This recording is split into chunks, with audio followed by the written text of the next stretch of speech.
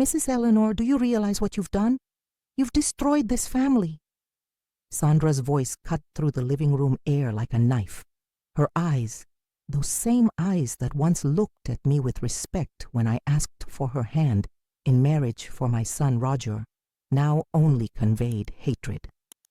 I stood there, in the middle of the living room I had helped furnish, between walls I had helped paint, feeling the weight of accusations I didn't fully understand. My throat was dry, my knees too fragile to support my 68 years. How had a simple, routine phone call transformed into this nightmare? Before I continue, tell me in the comments which city you're reading this story from, and if you've ever experienced something similar. And don't forget to subscribe to the channel so you don't miss stories like this. It all started on that gray Tuesday in May. The phone rang while I was preparing lunch. The woman from the clinic wanted to confirm Roger's appointment, my son, who had suffered an accident at a construction site 3 years ago and had been receiving disability benefits since then. She asked if he could come at 2 in the afternoon, or if work would prevent him. "Oh, he just does some handyman electrical jobs here and there when he's not in pain," I replied naively, even thinking I was being helpful.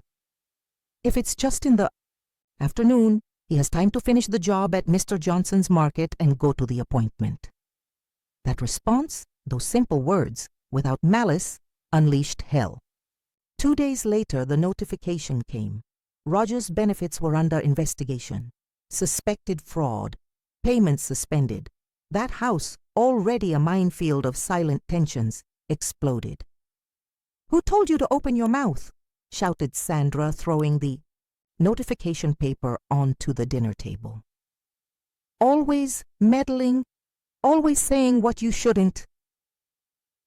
The worst wasn't just the words, but Roger's silence. My only son, blood of my blood, lowered his head. He didn't defend me. Sitting on the couch, he stared at the floor as if finding there the courage he never had. "Mom, how could you do this to me?" he finally said, without raising his eyes. It didn't matter how many times I tried to explain that I didn't understand the severity, that it was unintentional, that I would never do anything to harm them. The walls of that house had already judged me guilty. Regina's whispers, Sandra's sister in the kitchen, the bitter laughter of Vanessa, my 22-year-old granddaughter, as I passed through the hallway. "The saboteur grandma," I heard her say to someone on the phone. Yes, she screwed us over. Only Lucas, my 17-year-old grandson, didn't participate in that domestic tribunal. Silent as always, he moved through the rooms like a shadow, observing everything with those dark, deep eyes. He didn't accuse me, but he didn't defend me either. Perhaps it was too much to ask a teenager to stand up to that family. I myself never had that courage. I slept little that night. The back bedroom, which had been mine since I moved in to help care for my grandchildren when they were small, now felt like a cell. The thin walls didn't prevent me from hearing the arguments. "How long will it take to resolve this? How are we going to pay the mortgage?" Sandra's voice echoed throughout the house. "Damn it, Mom. Just when we had everything set to renovate the kitchen," complained Vanessa. In the morning, coffee on the table was waiting for me as always, but nobody looked at me when I entered the kitchen. Regina was on her phone. Sandra was washing dishes with her back to me. Vanessa left before I could say good morning. Only Lucas raised his eyes from the bread he was eating, a brief acknowledgement of my existence, before returning to his usual silence. That's when I realized something worse than being attacked was happening. I was beginning to disappear. I became invisible in that house, like an old piece of furniture that no one notices anymore, but that no one bothers to throw away. At least until that night. "Mrs. Eleanor, we need to talk." Sandra called me to the living room after dinner.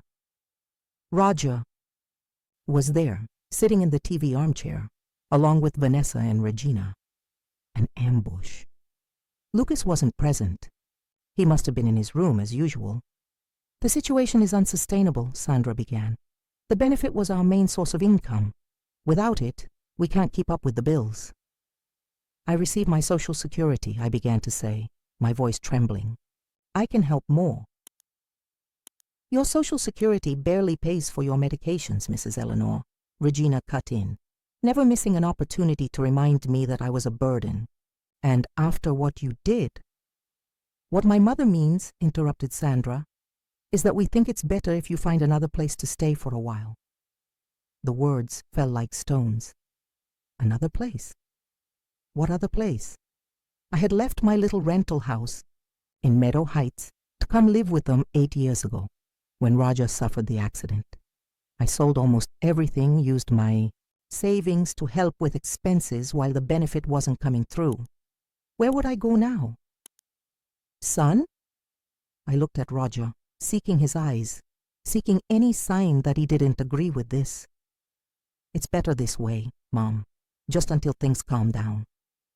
At that moment, I felt like I couldn't breathe, as if something inside me was breaking, a small dam that had been holding back years of hurt and disappointment. I didn't cry. Strangely, I didn't shed a tear. Instead, I felt a sudden and painful clarity. How much time do I have? I asked, in a voice that didn't seem like mine. A week would be ideal, replied Sandra, without beating around the bush. 1 week. 7 days to dismantle 8 years of life, to undo the illusion that family is who welcomes, protects, loves. I nodded and returned to my room, where I stared at the ceiling until dawn. During the following days, I moved like a ghost through the house. I called some old friends, most already deceased or unable to receive me. I went to the social worker at the neighborhood community center who advised me about social housing, but the waiting list was too long. It was Mrs. Zelda, an acquaintance from when I worked as a seamstress, who mentioned a small room for rent in the back of her beauty salon in downtown Riverside.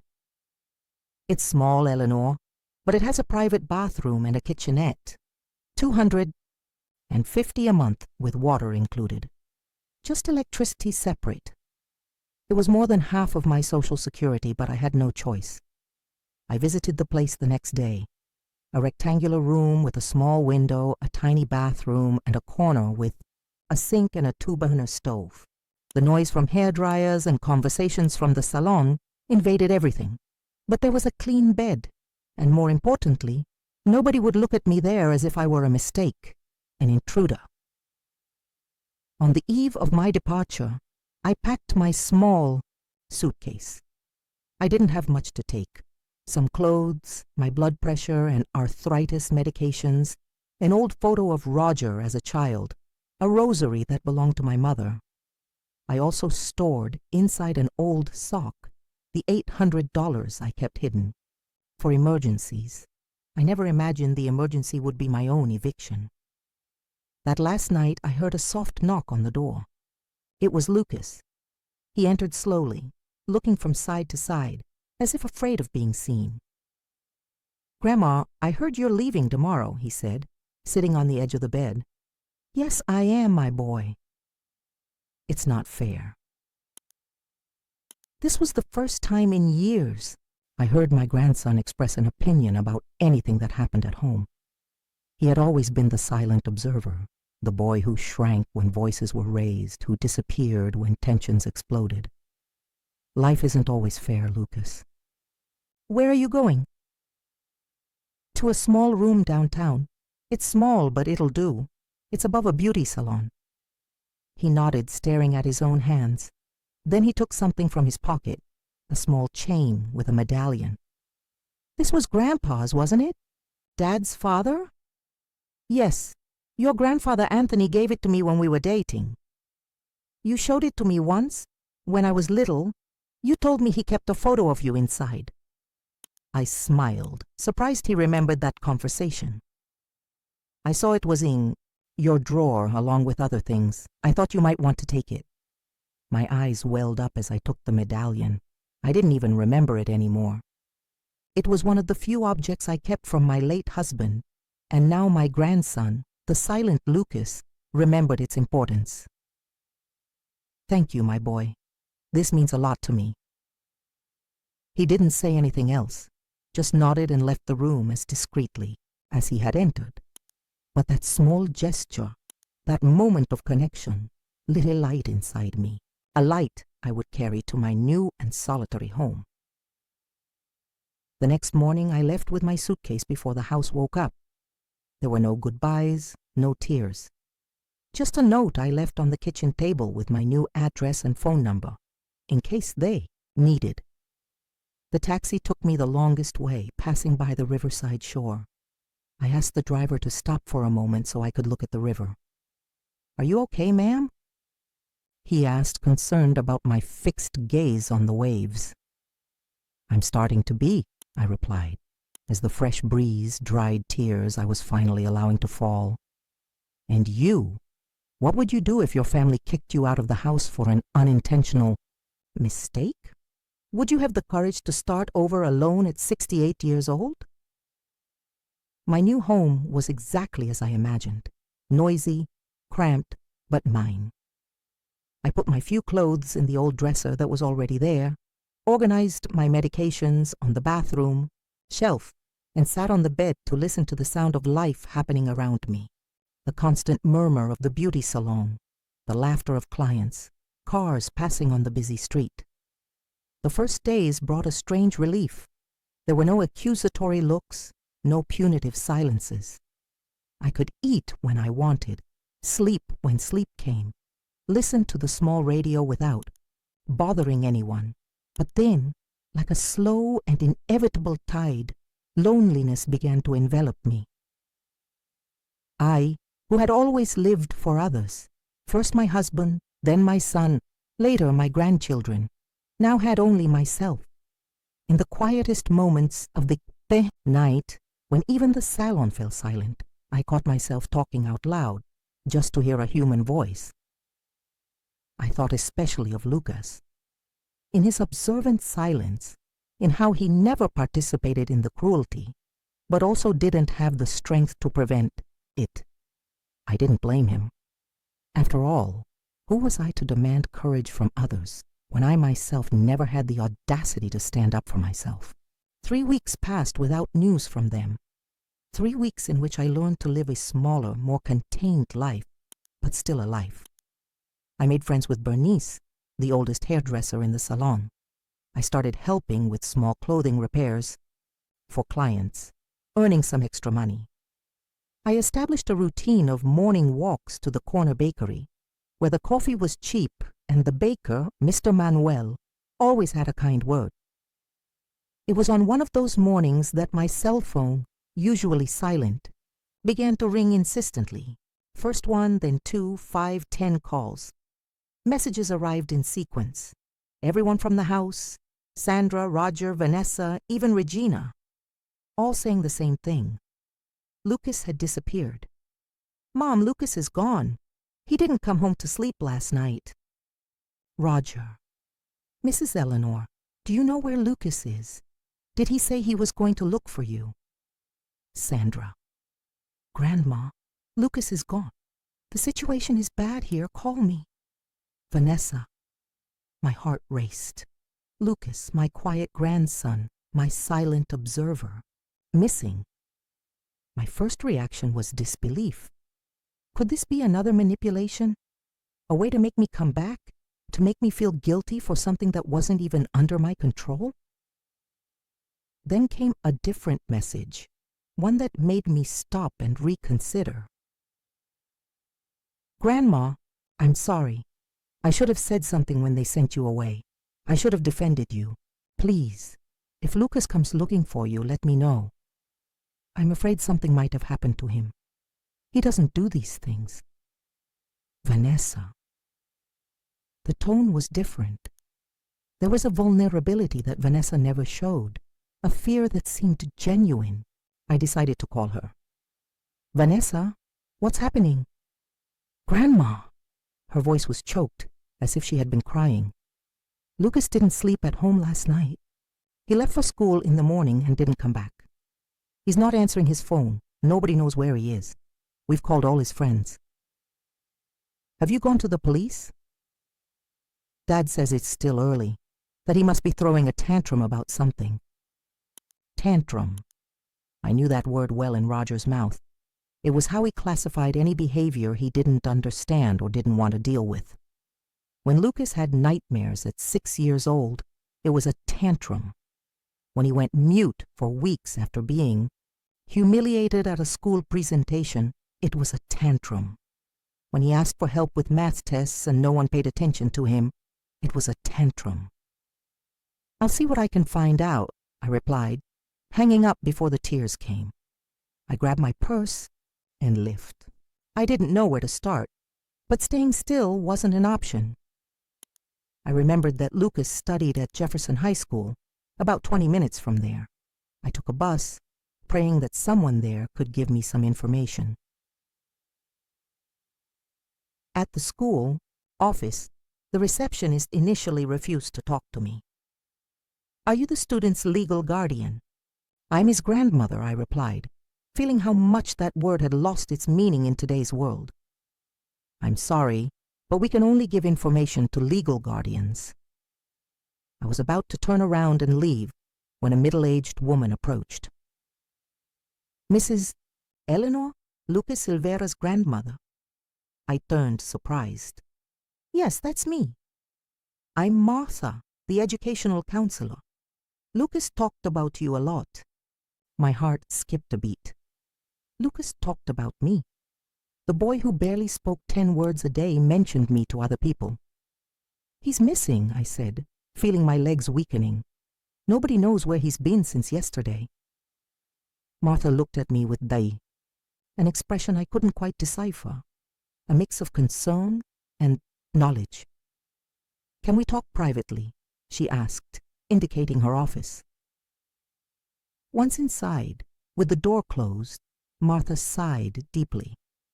"Mrs. Eleanor, Lucas hasn't been well for some time, since you left their house, to be exact." My stomach sank. What did she mean? "Lucas came to me several times, asking for guidance. He was facing difficulties at home." "What kind of difficulties?" "According to him, after you left, the situation got worse. It seems he tried to defend you, to say it wasn't fair to blame you for the benefit problem." I took a deep breath, feeling a pang of pain and pride simultaneously. "And what happened?" "He became the new target. His sister called him a traitor. His father barely spoke to him. His stepmother treated him as if he didn't exist." With each of Martha's words, I felt like I was reliving my own experience in that house. The same invisibility, the same erasure, the same pain. "Yesterday he came to school, but left in the middle of the period. He told a friend that he couldn't take it anymore. Fear took hold of me. Couldn't take what anymore? What could a teenager do when driven by despair? I trembled just thinking about it. "Do you have any idea where he might be?" asked Martha. I shook my head, desolate.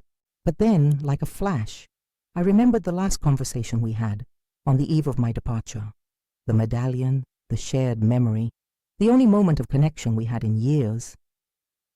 I barely said goodbye to Martha before hurrying out of the school. At the bus stop, my cell phone rang. An unknown number. "Hello? Mrs. Eleanor?" A young voice I didn't recognize. "Yes, who's speaking?" "This is Raphael, Lucas's friend. He asked me to call you." My heart stopped for a second. "Is Lucas with you? Is he okay?" "Yes, he's here with me. He's fine, I think he wants to talk to you, but not on the phone. He wants to know if he can come to your place." Tears of relief streamed down my face. "Of course he can. Tell him to come right away." "I'll send the address." After sending the address and hanging up, I sat on the bench at the bus stop, trembling. Lucas was okay. He was alive. And for some reason I still didn't fully understand, he was looking for me. I returned to my little room behind the salon, my heart beating like a drum. I frantically tidied up the small space, straightened the bedspread, swept the floor. I looked around and saw how little it was, how simple. A twin bed, an old dresser, a small table with a chair, a 2-burner stove. Was this place worthy of receiving my grandson? What would he think of this tiny, stuffy room with the constant noise of hair dryers penetrating the thin walls? 2 hours after receiving the call, I heard knocks on the door. It was Raphael who knocked, a thin boy with curly hair. At his side, carrying a worn school backpack, was Lucas. "Grandma," he said, just that, his voice breaking. I opened my arms and he came, as he hadn't done since he was a child. He hugged me tightly, his thin body trembling against mine. Raphael, embarrassed by the moment, mumbled that he needed to go, that he would come back later to see how things were. When we were alone, Lucas seemed not to know what to say. He sat in the chair at the small table while I prepared some coffee. "You didn't have to bother, Grandma." "It's no bother, my child. I'm so relieved to see you." "Did you get their messages?" "I did. They're very worried." Lucas let out a bitter laugh that surprised me. I had never seen him like this, so openly cynical. "They're not worried about me. They're worried about what the neighbors will think, what the school will say." I served the coffee in 2 mugs, the only one I had, and another that I borrowed from Bernice at the salon. "What happened, Lucas? Why did you leave home like that?" He took a deep breath, looking at the mug as if the answers were inside it. "After you left, everything got worse. It wasn't like before, when they at least tried to hide it. Now they don't even care anymore. My dad lost the benefit for good. My stepmom is working 2 jobs and comes home like a bomb about to explode. Vanessa just thinks about getting out of there. And you?" I made the mistake of saying what I thought. One night, after hearing my dad complaining for the 1000th time about how you had screwed everything up, I couldn't take it. I said it wasn't your fault, that you would never do something like that on purpose, that they were wrong to send you away.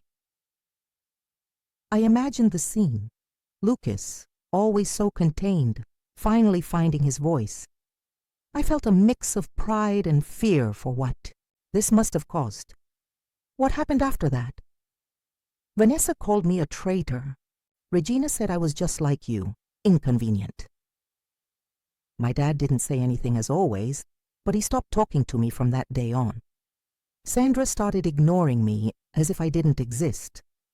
Sometimes she would ask my dad, "Has he eaten yet?" or "Has he done his homework?" as if I weren't there. I recognized the tactic, the erasure, the transformation of a human being into an object, a problem, a burden. The same strategy they used with me. Yesterday was worse. I got a message from the school administration. I have to do a makeup assignment in math. I needed someone to sign the authorization for extra classes. I showed it to my dad, and he didn't even look. He said I should figure it out myself, that he was tired of my tantrums. He paused, his eyes shining with contained tears. "It's not a tantrum. It never was a tantrum. I just wanted someone to see me." His words hit me like a punch. It was exactly what I had always felt in that house. The desperate desire to be seen, heard, considered, to exist. That's when you decided to leave. I went to Raphael's house. He lives with his grandmother too, except she was never kicked out, you know. She's the one who runs the house. I smiled at the comparison. "And now, what do you want to do?" Lucas raised his eyes to me. Eyes, dark like his father's, but with a transparency, a sincerity that Roger had lost a long time ago. "Can I stay here with you?" The question, so simple and so complex, hung between us. This tiny room, poorly ventilated, noisy, this reduced life, this dignified but real poverty, this late and painful fresh start. This was what I had to offer a 17-year-old teenager, Lucas, it's very small here. You wouldn't have your own room, your privacy. In the other house, I had a room all to myself, but nobody heard me. I prefer a corner of the floor where someone knows I exist. That phrase, said with such simplicity and such depth, broke any resistance I might have had. Of course you can stay, my child, for as long as you want. The relief on his face was like a sunrise. I realized that perhaps for the first time in his life, Lucas felt safe. Not because of the walls or the comfort, but because of the acceptance, the presence, the visibility. That night, we improvised. He slept on the bed, I on a thin mattress borrowed from Bernice. The small space suddenly seemed welcoming, filled not just by another body, but by a presence that brought meaning, purpose. And you, do you believe that sometimes the strongest bonds are those we choose to maintain, not those imposed on us by blood? In the morning, as we had coffee at the small table, we talked about next steps. Lucas needed to return to school. I needed to let the family know he was with me. Life had to continue, now on new terms. I'm going to call your father, I said, picking up my phone. He'll want me to come back. Probably. I won't. The firmness in his voice surprised me again. This wasn't the same silent boy I knew. Or perhaps it had always been him, just waiting for the right moment, the safe space to express himself. The call went as expected. Roger oscillated between relief at knowing his son was safe and anger at the inconvenience the disappearance had caused. You should have told me, Mom. I thought something serious had happened. How could I tell you, Roger? You haven't even called me in almost a month. Don't start with the drama. I'm coming to get Lucas right now. Give me the address. I looked at my grandson, who was vigorously shaking his head in refusal. He doesn't want to come back, son. What? Don't be ridiculous, Mom. He's a minor, he lives with me, and he's coming home today. Roger, I think we should talk in person. I'll give you the address, but come calmly. Lucas is fine, he's safe, and he needs to be heard. After hanging up, I looked at my grandson with concern. They're coming. Probably all of them. I know. I can't prevent them from taking you, Lucas. Legally, you... I know that too. But I won't make it easy. And if they drag me back, I'll run away again. And again. Until I turn 18, if necessary. That determination scared and made me proud at the same time. I realized that somehow I had been an example for him. Not of submission, as I had lived for so long, but of rupture, of setting boundaries, of saying, enough. Less than 2 hours later, I heard the sound of a car stopping. I looked out the window and saw Roger's old Ford Taurus. From it emerged my son, Sandra, and surprisingly, Vanessa. Regina didn't come, perhaps the only relief in that situation. Asked.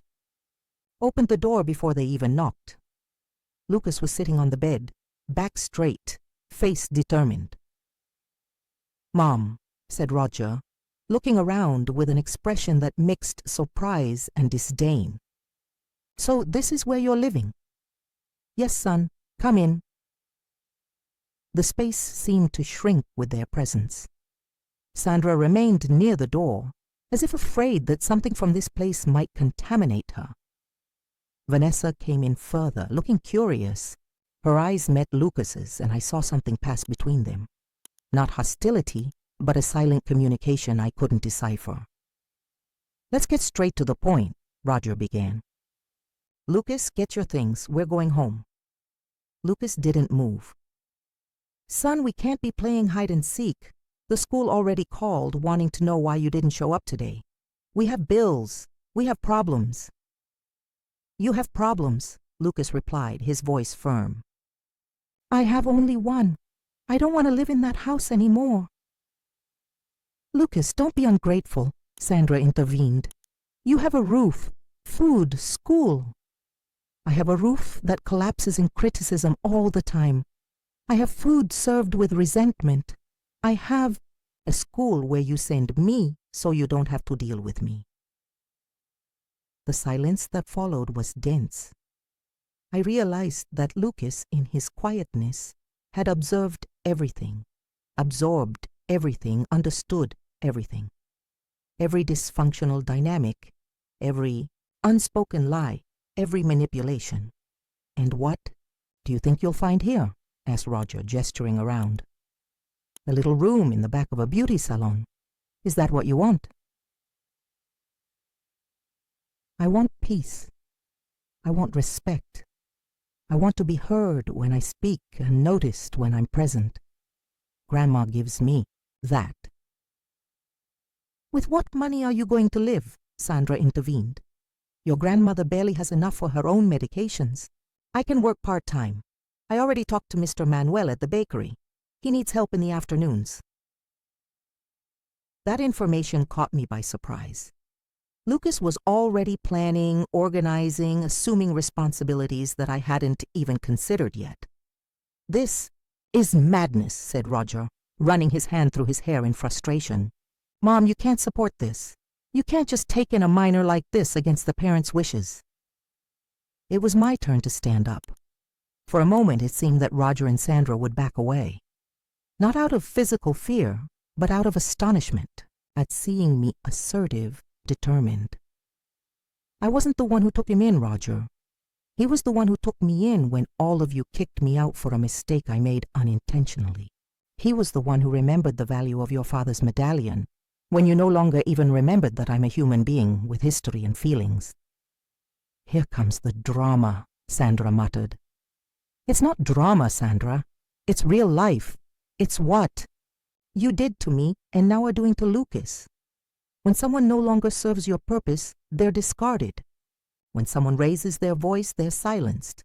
When someone asks for attention, they're ignored. You're the least qualified to talk about family, Sandra retorted. You who destroyed ours with your gossip. She didn't destroy anything. We all turned, surprised. The voice came from Vanessa, who until then had remained silent. Dad was defrauding the system, everyone knew it. It's not Grandma's fault if he got caught. Vanessa, exclaimed Sandra, shocked. It's true, Mom. Dad has been doing side jobs for years, and we all know it. Grandma was just honest, as she always has been. We're the ones who preferred to lie, including to ourselves. I looked at my granddaughter, truly seeing her for the first time in years. Not the bitter girl who ignored or mocked me, but a young woman capable of seeing the truth, even when it hurt. This doesn't change the fact that Lucas has to come home, insisted Roger. He has school. He has obligations. I can continue at the same school, Lucas intervened. It's even closer from here.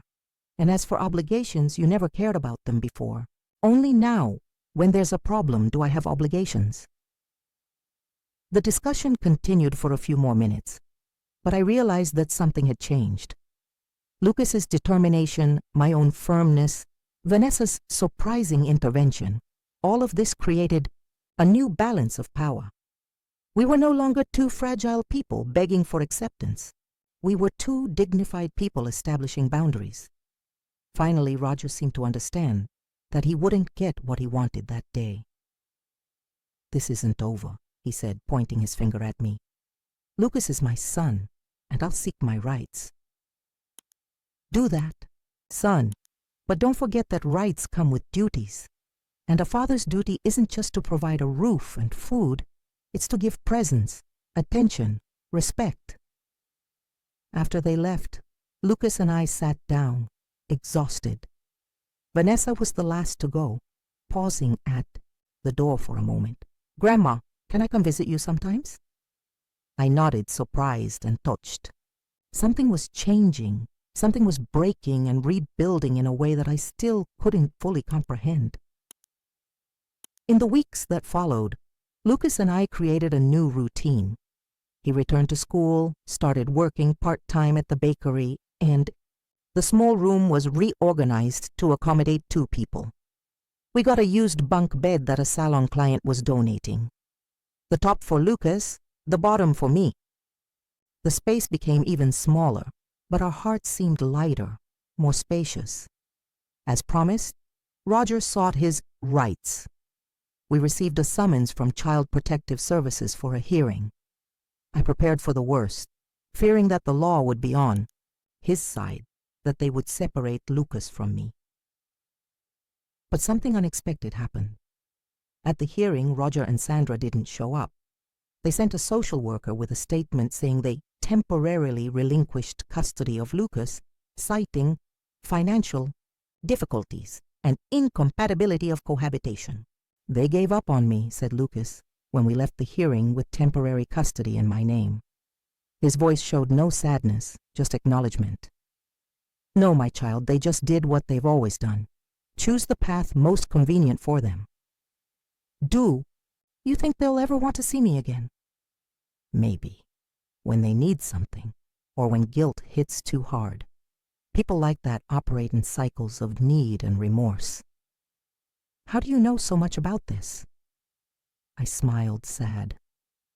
"Because I lived with your father all my life, because I repeated patterns with him that my mother repeated with me. Because it took me 68 years to learn that love isn't serving without being seen. It isn't existing for others without existing for yourself." 2 months passed. Our life stabilized into a simple but honest routine. Lucas improved in school, made friends who sometimes came to the small room to study, cramped but comfortable. I started cooking again, small dishes that fit on the 2-burner stove, but that filled our space with aromas of care and affection. Vanessa showed up from time to time. At first, she seemed uncomfortable, almost regretful. But over time, she relaxed. She brought news from the house, told about the college she wanted to attend, listened to my stories from other times. One afternoon, she surprised me. "Grandma, did you know that Lucas drew this apartment for a school project? The theme was safe place." I looked at Lucas, who shrugged his shoulders, embarrassed. "I didn't know. The whole school was moved, a little room behind a beauty salon, but he drew it as if it were a castle." Lucas smiled, shy. "Don't exaggerate, Vanessa. It's true. You drew Grandma as a queen." In that moment, I felt something I had never felt before. The certainty that even belatedly, even after so many mistakes and so much pain, I had found my place. Not in a physical space, but in an emotional space where I finally existed, where my presence mattered, where my voice was heard.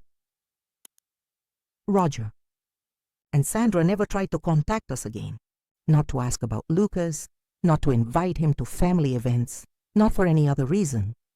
At first, this caused me a deep pain, an incredulity. How could a father simply give up on a son? Over time, I realized they didn't lose Lucas by accident. They handed him over voluntarily the moment he ceased to be useful and became someone who made them confront their own failures. Sitting on the small porch that Mr. Manuel helped us build at the entrance of the little room, I watched Lucas coming. Home from school, he walks differently now, upright, confident, visible. I realized that his symbolic expulsion from that house was, just like mine, not a punishment, but a liberation. For years I lived in silence, being useful without recognition, invisible for convenience. When I finally raised my voice, even unintentionally, I was used as a scapegoat for problems I didn't create. But by leaving, I broke a cycle. I took with me the only one who still saw me as human, not as a burden. And by protecting him, I also protected my own dignity. Today we live a modest life, but a real one. There is silence where there was once tension. There are choices, respect, and mutual care. I ceased to be a disposable accessory and became the protagonist of my own story. And Lucas, once silent, found his voice, shelter, and belonging. "Grandma, I brought fresh bread from the bakery," he says, entering and placing a package on the small table. "Thank you, my child. I prepared that soup you like." He smiles, a full smile that illuminates his dark eyes. We sit to eat at the small table, the noise of the salon's hair dryers in the background, the smell of hair dye mixed with the aroma of soup. An unlikely setting for happiness, but one that now represents everything we need. The lesson I learned after almost 7 decades of life is clear. Sometimes love isn't where it should be, and family isn't always synonymous with safety. But it's always possible to start over, even if late, even if from scratch, when you choose truth, dignity, and mutual protection. I didn't destroy lives, as Sandra liked to accuse. I simply refused to continue living the lie that oppressed me. And in doing so, I saved not only myself, but also the only one who still believed in me. Thank you for reading to the end. If this story touched you in some way, like and share it with someone who needs to hear this.